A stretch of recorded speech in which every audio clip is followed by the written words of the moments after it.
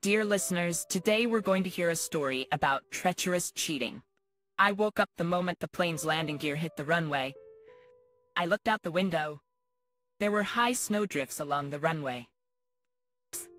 It seemed that the plane was about to hit them with its wing, but it didn't. People began to gather slowly. I took out my bag and, following my neighbor, I made my way to the exit. I said goodbye to the stewardess and walked down the dimly lit corridor. I had no luggage, so I went straight to the little cafe, located under the roof of the terminal. Good morning. What can I get you? A tired-looking waitress came over, trying to imitate a friendly smile, but she wasn't very good at it. Please, a cup of coffee and 100 grams of cognac. It was early morning, and there was no one else in the cafe except for me. After ordering, I went to the bathroom. I washed my hands, and after drying them with the dryer, I came back to the cafe. I drank some cognac slowly, drank coffee with it, and having paid, went in search of a cab rank. It was almost 200 kilometers to my city. So as not to get bored on the road, I bought a bottle of whiskey and mineral water in the cafe. Entering the driveway, I looked at my watch. It was 8 o'clock in the evening. Without hurrying, I went up to my floor. Well, here I am at home. When I tried to open the door, it was clear that the lock had been changed. I pressed the bell button. They didn't open it for a long time, though I could hear music coming from the apartment. Finally, the lock clicked and the door flew open. "What do you want?" asked a frowning man in an unbuttoned shirt and wrinkled pants. I was a little taken aback because I expected to see a grief-stricken mother, not a stranger. "Bardik, who is it?" From the depths of the apartment came the voice of his mother. "Call Risa. She's not here." The stranger gritted his teeth and tried to close the door, but I managed to put my foot down. Wasn't that her voice? The naked insolence of the man made me boil. "Who are you?" The man came at me threateningly, trying to push me away from the door. A horse in an overcoat. I didn't hit him hard in the liver. The man grunted and started sliding down the wall. At that moment, a well-groomed young woman, my mother, emerged from the bowels of the apartment. "Bardik, what's wrong with you?" Without looking at me, she ran over to the crouching man. "Are you okay?" "Mom, who is this and what's going on here?" Frankly speaking, I was shocked by the situation. I was shocked by my mother's behavior.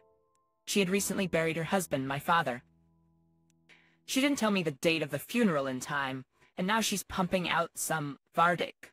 "Yura, where are you from?" she babbled, pressing Bardik's head to her chest. So I wanted to say from a camel, but I held back. Aunt Natasha called me and told me that Dad had died. Unfortunately, she called too late, and I didn't make it to the funeral. One thing I don't understand is why you didn't tell me about my father's death. I was beginning to wonder why my mother didn't tell me. And the key word in that guess was Bardik.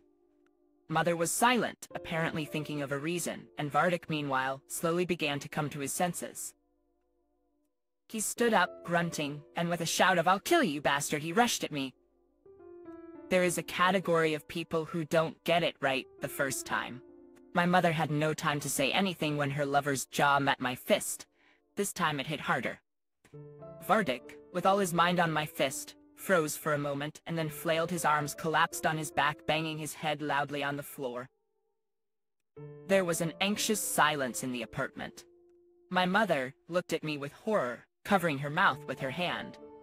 It's good as long as she didn't yell. "Who the hell is he? What is he doing in our house?" I shook my mother by the shoulders. "He is my friend," Mother babbled. "The director. He helped with the funeral. He must be a close friend, walking around our apartment in a shirt over his bare body." Blood rushed to my face. "You weren't there when it happened, and Vadim helped me." Mother began to come to her senses. "Helped you with what?" "To pass the night." I helped my mother up? No sooner had she buried her husband than you dragged some bastard into bed.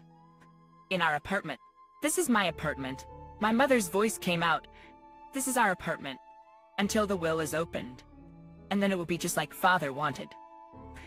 I knew the contents of my father's will, but I didn't want to tell my mother about it yet. Especially after all that I have seen, Mother somehow at once slipped down. I opened the door to my father's studio, The couch was in its original place, only easels and unfinished paintings were piled in the corner. I looked at my mother questioningly. We thought it was unnecessary junk and were going to throw it away. My mother fidgeted with her bathrobe. Is that you and Vardik? Maybe you already got married? Maybe I don't know everything. I already shouted. Vardik and I have been together a long time. We love each other. My mother shivered as if she were cold. So you've been cheating on my father with that Vardik for a long time. Maybe it was you who sent him to the afterlife. I was really shocked. I knew for a long time that my mother was a common whore. But I did not assume that she was so cynical to openly make love to his Vardik 3 days after the funeral of her husband, my father. So here's the deal.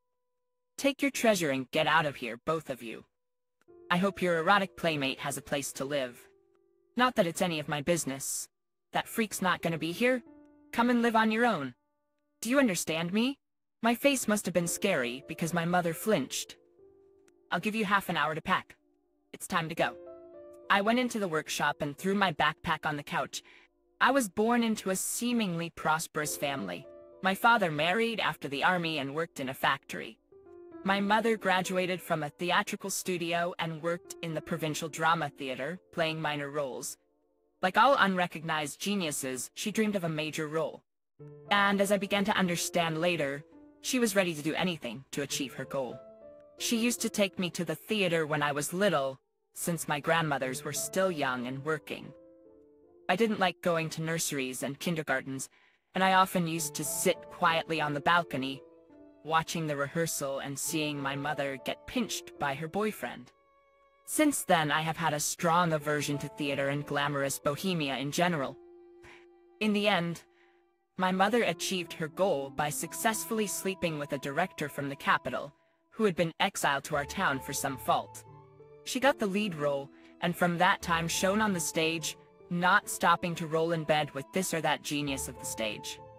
My father, in addition to work, was also fond of painting. He wrote good portraits, landscapes, and still lifes, but times were hard. So my father, with the insulting, in my opinion, title of amateur painter, could only be content with just vernissages. I loved to watch him work, inhaling the smell of paint. Sometimes my father would show me how to paint, and even tried to draw something on canvas myself. In 8th grade, several of my works took part in a competition, and one of them won 2nd place. That's how we lived. Dad worked at the factory during the day and painted in the evenings. Mom was busy rehearsing and in the beds of other lovers. It's hard for me, even now, to understand why my father tolerated my mother's infidelity. Why he didn't kick her out and marry a normal, faithful woman. I still don't have an answer to that question. Meanwhile, I finished high school, and when I turned 18, I joined the army. After a year of service, I went to military school. I didn't want to go back home. I was gripped by romance like a death knell. 4 years later, I graduated as a lieutenant in the army. I should mention that right after graduation, I got married. She worked in the press service and was attached to the brigade staff where I served. We didn't live long. She was yearning for a higher position, and being married to an infantry lieutenant did not inspire her. My wife was seen several times in the company of senior officers. I was not going to repeat my father's fate and decided to end the relationship, which had reached a dead end. But fate decided otherwise. I was deployed to another hotspot, and I postponed the divorce until later. I was badly wounded. It was a very dangerous wound, and I lost a lot of blood. When they finally got me to a hospital, I was in critical condition. When my father found out about my wound, he dropped everything and came to me. My mother was busy preparing for another performance and a rapidly developing romance with a young stage director, so she couldn't come. According to my father, he was very worried about me, even though he was far away. After I was wounded, I lay in a coma for a long time, almost 2 months. The bullet entered between my ribs and pierced me, fortunately without damaging my vital organs. My father did not leave my side the entire time. So I lay there for another month. One day my wife came to visit me. She cried at my bedside for a long time, and then she left. I was told that she had left with some colonel. The divorce for a while was uncertain. When I felt better, My father went home, and I was hospitalized for 4 months, until I was sent to a commission, where I was declared unfit for further service. I received my travel documents and my notice, and safely departed to my home port.